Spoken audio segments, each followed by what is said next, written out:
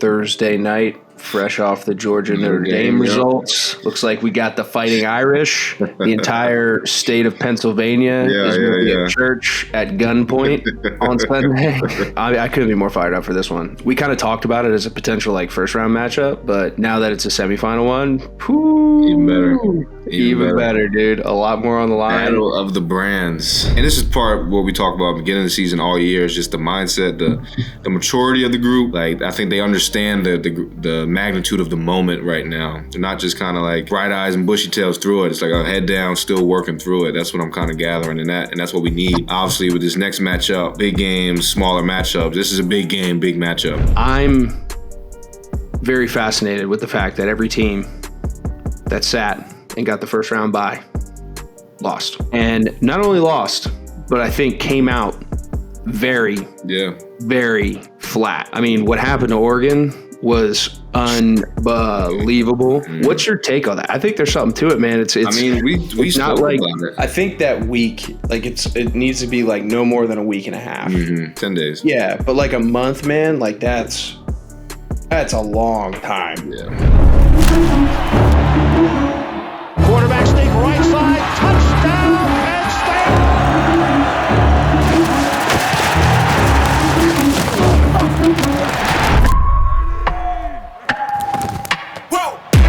Who knew I would make it this far? This segment's brought to you by Family Clothesline. They kept us looking sharp all weekend. I'm currently wearing one of the Lulu Polos. It's a Family Clothesline exclusive.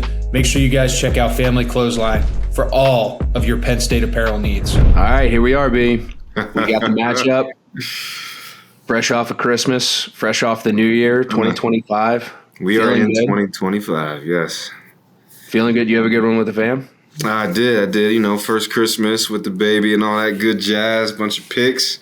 But, I don't see the boys in blue getting it done. Made me feel pretty dang good alongside of that. So 2025 is going to be a great year, man. Off to a hot start. We waited till we officially knew who we were going to be playing to record this. So this is Thursday night, fresh off the Georgia Notre Dame results. Looks like we got the Fighting Irish. The entire state of Pennsylvania is going to be at church at gunpoint on Sunday. It's going to be unbelievable. That was funny. I couldn't be more fired up for this one. We kind of talked about it as a potential first round matchup, but now that it's a semifinal one, even better, dude. A lot more on the line. Battle of the brands. I'm telling you. I think everyone's happy about this one, outside of Georgia fans and SEC, but obviously SEC's had a pretty poor showing overall. I think Ole Miss is curb stomping Duke right now, but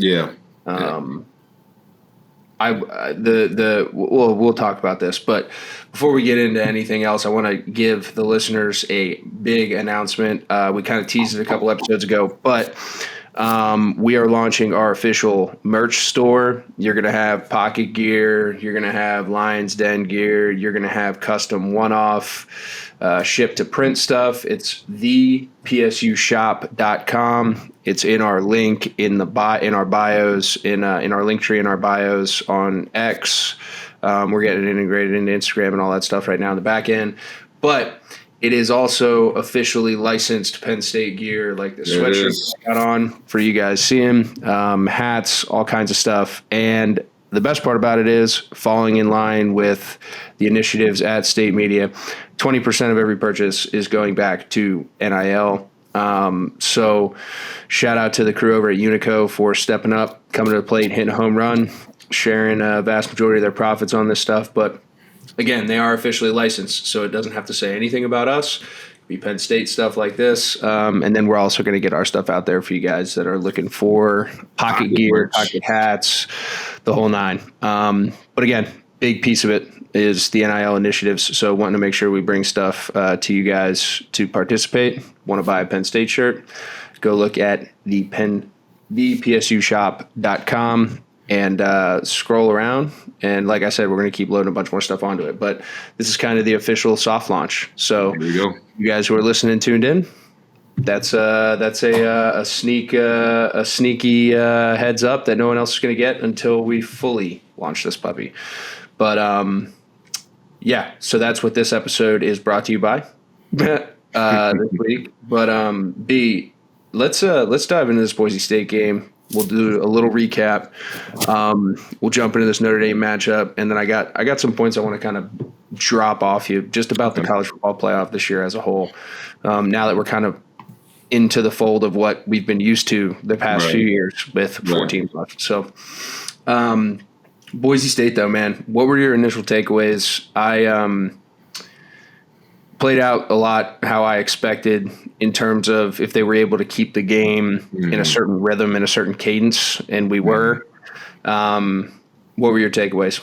Yeah, man, exactly that. I think it played out how we spoke about, how we all envisioned. Defense, I know with a great running back, and that kid showed his tail. You know, I think he's all the hype that he deserves.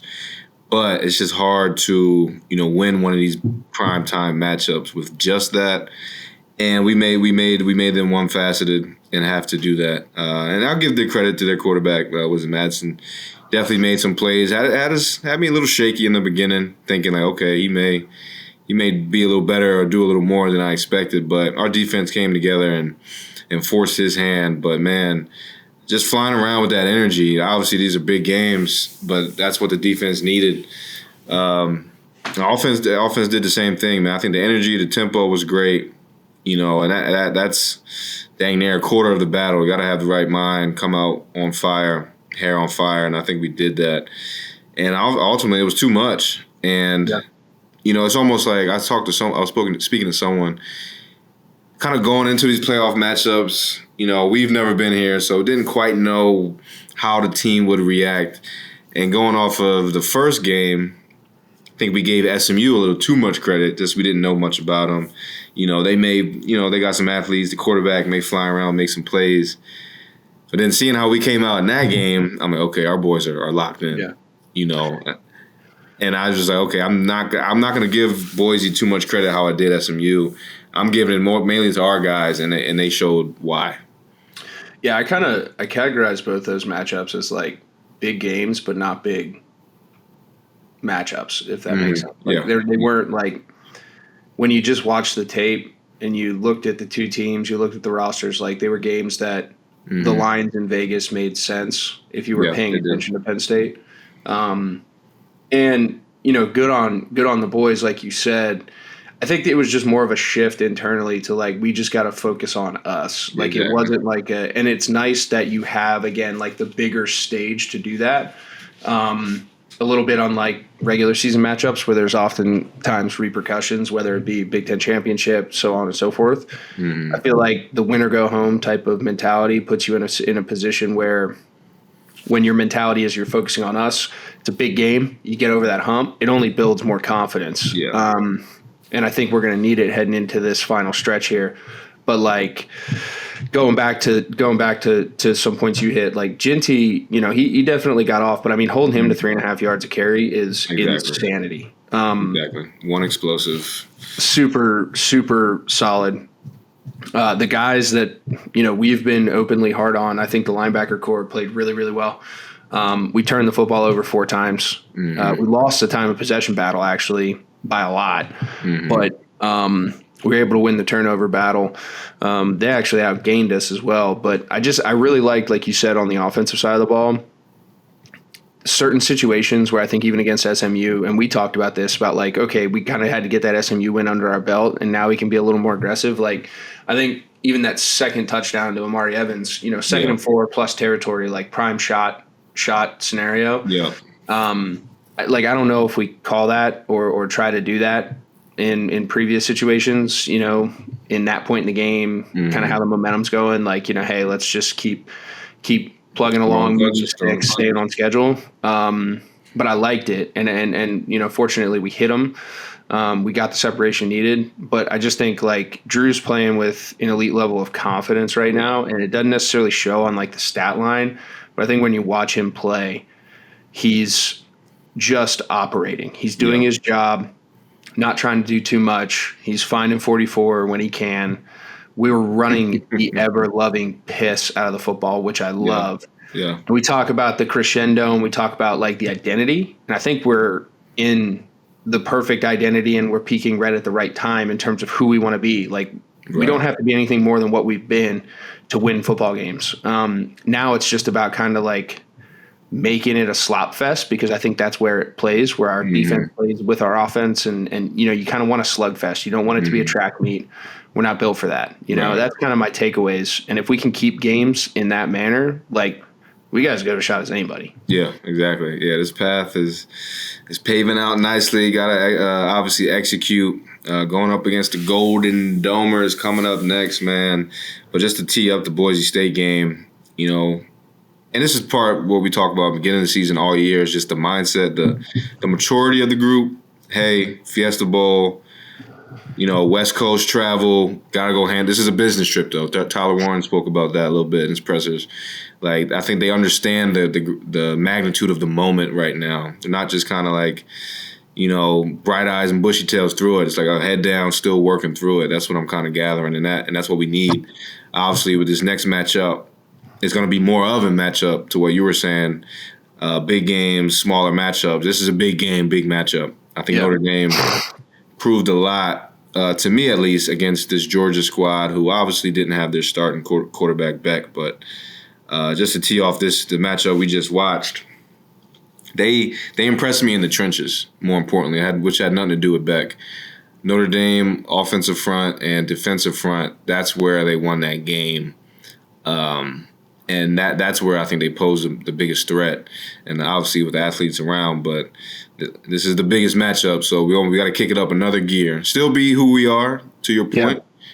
But obviously the road is getting more narrow, so we gotta speed it up and turn it up a little bit more. Dude, I was fired up watching that game though, like because again it kind of played like that was a sloppy sloppy game, dude. Like defensive struggle. Both offenses didn't look great. I mean, Riley Leonard threw for 90, ran for 80. Like it was sloppy, man. And for the first time in a long time, I think heading into this, like I think Penn State gets the nod in the offensive category in a lot of ways. True. And Notre Dame's running back's really good, but like if it can turn into a defensive struggle again, I like Penn State's chances just because of I think we have an offense that knows more about who they are and what they want to be and can impose their will more consistently than the other team, right? Yeah. So if you keep it a game that's played in that fashion, I think I wouldn't be surprised. I don't even know if the lines are out yet, but I wouldn't be surprised if we're slightly favored in this one. I was very curious to see where that lands. Yeah. Definitely will be tighter than the last two matchups. But, yeah, I'm very curious to see which way they slide. I think, like what you said, the way Drew is playing right now, that's going to dictate a lot. Yeah. His confidence and compared to their quarterback, who Riley made the plays on his legs, which were monumental in their matchup and will probably be the same going against us. And once again, I like our chances, man. I like the way we're flying around. Still going to come down to the offensive execution. Like I said, their D front impressed me a lot. Yeah. I guess I don't know too much about Georgia's offensive line, but I expected them to be dominant, pass and run. And Notre Dame got after them, man. Georgia was able to run the football a little bit, though. They had some explosives. They had some pops. They had to do it with some creative things. But, like, Coach K kind of specializes in that, you know? Yeah. Like manufacturing leverage and pre-snap alignment, stuff like that. You saw that in the Boise game. It takes time. Obviously, we were gashing them, but it's like when I knew I had that feeling that Nick would pop one. Yeah, man. Just because like you could see it, and honestly, most of his runs have been like that all year. Like those 8-yard runs he has, it's like, oh, if his knee gets up a little more, that guy doesn't trip him up. He's out the gate, and we've seen that for the past few years. So, definitely gonna need that again. Both guys, Katron, Nicholas, man, kind of going back to Boise State, but, man, they're doing a dang thing. The boys up front, making leverage, making lanes, and that travels well down to South Florida. You gonna be down there? No, I'm not. Jason will be down there, though. We'll have some crew down there getting some stuff out for the folks, but no, I'm not going to make this one. Got a little boys trip planned. Yeah, neither will I. But yeah, I mean, I'm saving it for the Natty. If I'm gonna pull the honeydew list, make sure everything's buttoned up around the house. Let's talk about it, man. And let's not be shy about it. It's possible. It's right there. We got to handle business. We can talk about it. The squad stays 1-0 mindset, but we can talk about it, man. Like I said, man, I mean, I think Riley, and this is where it's like tough because I hate like trying to throw any shade or anything like that. But like, I think Riley Leonard's a tough kid, super competitive. I just don't believe in him being like a purely polished quarterback that's going to win you games playing quarterback. He's back there being an athlete. Right. From the pocket. And there's risk reward with that, in my opinion. He can make a bunch of throws. He's strong. He's physical, like all those things. But like, I just don't know if he can consistently like just pick somebody apart. Right. IQ, coverage recognition, 4 quarters, like just completely going through his progressions, working to 2 and 3, and just doing it. Like I just haven't seen it. But again, like I think that the element of surprise with his legs and playmaking creativity and all that stuff, it's a double-edged sword, right? I do want to see like our D-line be. I thought they played really sound, and like there wasn't a lot of like Boise State and Ginty gashed us because we were too far upfield or like cowboy and shit. I was very much afraid of that. Yeah, like they were playing sound. Like really the one big run Ginty did have, it was they ran zone away from a blitz, and it's like, okay, like good call, like it was one of those ones where and there were still some questionable holdings or blocking the backs on that play too. But yeah, but still, I mean, it like whatever, but it just didn't seem like we were cowboying too much. Like guys were playing really, really well. They were sound. They were very detail oriented. We're going to need that this week for a lot of reasons. But the one area that obviously the broadcast talked a lot about it, and I hadn't noticed it with Notre Dame, but the special teams, dude, like I thought the Mayday, run the punt team off, get the offense on there, allow Georgia to substitute, then go hard cadence, and Georgia jumps on that fourth down to ultimately ice the game. Like I thought that was freaking. It's next level. Yeah, that was great. But just the creativity, like I think that's an element which is going to be interesting because you hear Coach Franklin talk about how much emphasis he puts on special teams, and we've been fortunate to have some plays throughout the past few years on special teams that have been you can definitely see the emphasis on it. But that'll be a unique matchup. I think the game might come down to something like that, like who's going to be a little more creative in the special team game. Who's going to cover the best? Yeah, or more explosive. That's the other thing. So. Nah, thanks, Skippy. To your point, who's going to be detail-oriented? We're going to have to be just as detail-oriented as we speak about on offense and defense as on special teams, as I think we always are. But to your point, I think this matchup, you see how they are using it as a tool of like attack more so than just playing the game, letting the game play out with it. So, that's a big call. It's a big call. And not to also overlook this, but we got the Al Golden Bowl. One of our own, our Letterman, the DC, the strong point of this Notre Dame Fighting Irish team, in my opinion, led by one of our own. He's going against his boys. That's going to be really interesting. I'm excited. I'm excited for Al. I hope he calls the worst game of the year. Right. But that is another point that I did want to make sure that we mentioned here. The Al Golden Bowl here. That's a guy I've never met, but I have a ton of respect for. Just everything I've seen him speak, and obviously his resume as far as the teams he's been with. Even going back to Miami, he's gone back in familiar territory down there in the Orange Bowl. But what he's doing with Notre Dame right now and their linebackers and their defense, ton of respect, always had. And but yeah, call the worst game. Call the worst game. Get outside yourself for this game. Let us get in your head. He was a captain here. He was a captain here, so as two former captains here, tip of the cap. And if I'm not mistaken, I want to say he's a townie. Don't hold me to that. I don't think so. No, Ruli's a townie. Yeah, I mean, I'm thinking Ruli's a townie. but Al recruited me when he was at Miami. Great guy. So excited for that matchup as well. I know that probably he'll have a contingent of old teammates down there busting his balls before the game. Right. But to your point, I don't want to like go crazy. I'm sure we're going to do something next week before the game to talk a little bit about it more in depth. But big brands, blue bloods. This is what the college football playoff is all about.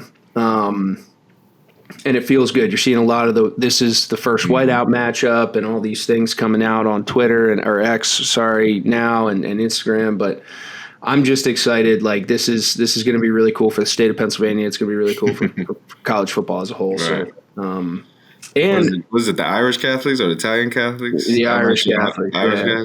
Yeah.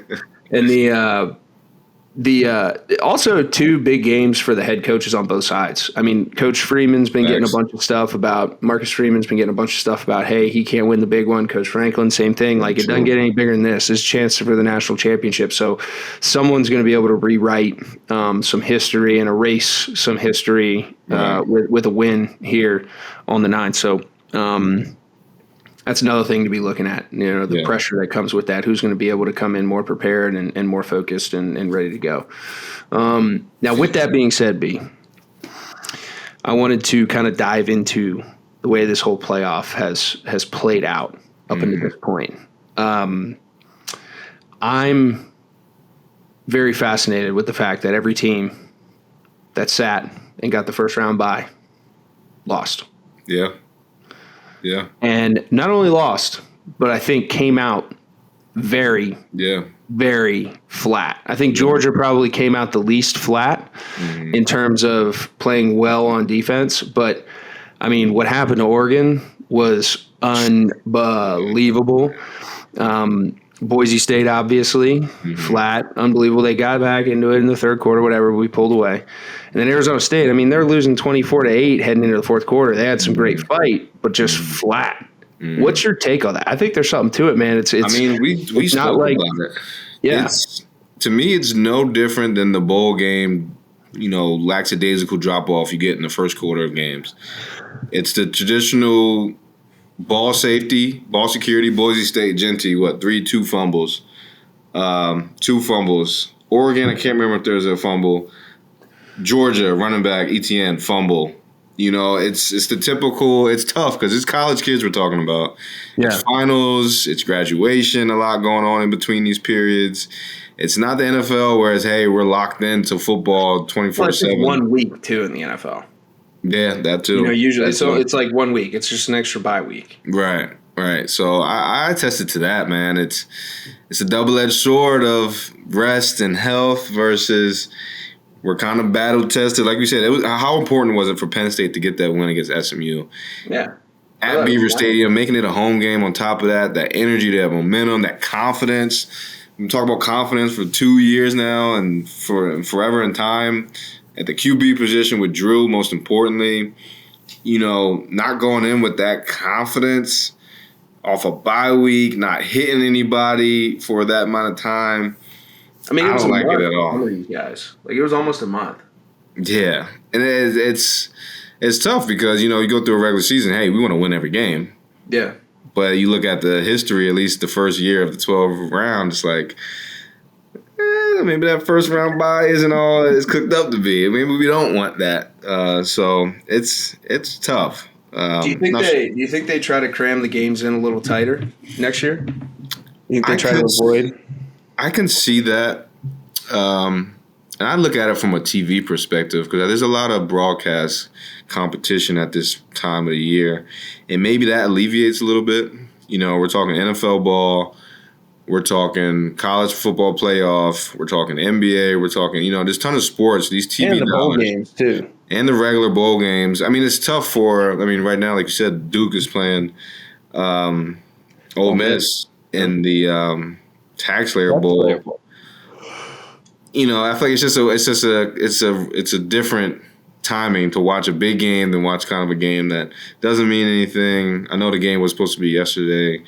Unfortunate circumstances, but I wouldn't be surprised if they do that. I think everyone would be on board because I'm really I'm not buying into, hey, I want to be healthy going into this. It's kind of like, hey, we're warmed up right now. Let's stay warm. Let's not go into halftime and cool off if we're kind of rolling for a month and then try to gear it back up. Yeah. But we'll see if that happens. I don't know. Yeah, I mean, it's And kind then of it like can benefit some if you do have a guy that's hurt who's a star player who needs an extra week or two. So, I don't know. yeah, it's a little bit of a double-edged. Like, I think that week, like it needs to be like no more than a week and a half. 10 like, days. 10 days. Yeah, but like a month, man, like that's a long time. Yeah. And to your point, like you and I both have been through it. Like it's like it almost feels like a mini spring ball at some point where you're just like, all right, man, when are we going to get to game prep week? Right. And, a lot of coaches don't like to focus in too much on the opponent too early because then you feel like you get fatigue, and it's tough. And I think it will be interesting to see the lessons learned from the first year of the expansion, especially considering that every team that hosted a home game won, and every team that had the bye lost. It's just, sucks because there's a very small sample size of this. Like who knows? Like maybe SMU could have done something to Penn State and it would have been like a huge upset and like, crazy Cinderella story, but like we just didn't get that. So how do you kind of tighten it up? And I'm sure some of these coaches are going to say, hey man, like sitting for a month, it's tough. You're putting us you're rewarding us, but you're putting us also in a tough situation. Cause I feel like when you are talking about college kids, there's a rhythm to it. And then specifically with football, it's not quite like baseball in the sense that like, you really want to be in a rhythm, but there is a rhythmatic cadence to like those things that you said, like getting tackled and ball security, because you really don't practice that way. Right. No one's 3.5 weeks. You don't practice like that. You're taking care of one another. You're taught the minute you get into a college campus, and then for the rest of your life, be a pro. If you're fortunate enough to play in the NFL, like take care of your guys. Keep them up, stay up. And there's just you can't replicate. Yeah, you see that in the NFL ball this time of year. No one's going full pads, practicing hitting on Tuesdays, Wednesdays like you are in training camp or in the top of the year. And you see it reflects in the game, and these are the best in the world. So, yeah, it's tough. And then outside of just the, football, like I said, just college kids, think about all the times where we had free time and the coaches try to keep us right here.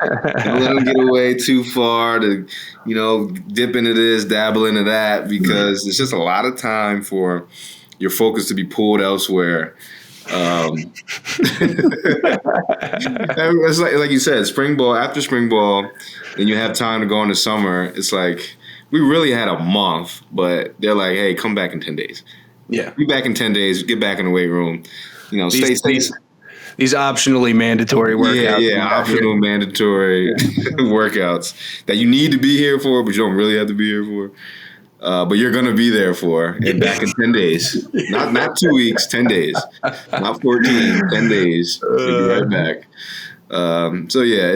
It's definitely something we spoke about. Like you said, small sample size. And like you said, any year could be different. Hey, starting court, like let's say Beck, the injury wasn't as bad as it was.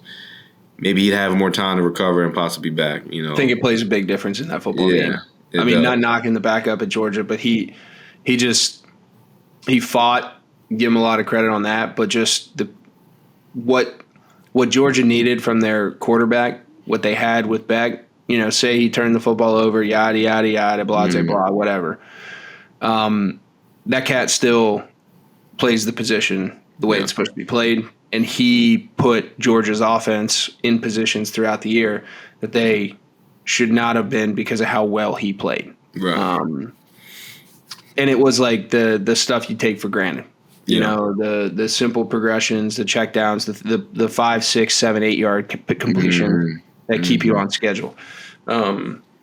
So definitely played a factor, and that's again why I'm excited about our chances with Drew. Get your head on straight, kid. Study the film and be ready to go because you're the guy this week, man. I think, and I think it's a good conversation, good synopsis. And again, a quick one here this week. We're going to make sure we get you guys back with a little bit of a deeper dive next week, maybe even potentially a guest or two. We're working on that. We'll see what happens. But as always, B, I appreciate you. You're traveling, man. Yes, sir. Handling business out in Pittsburgh right now. Yeah. Appreciate you hopping on, making some time for this, and get you some shut-eye here. And we will be back next week. Mailbag probably coming out.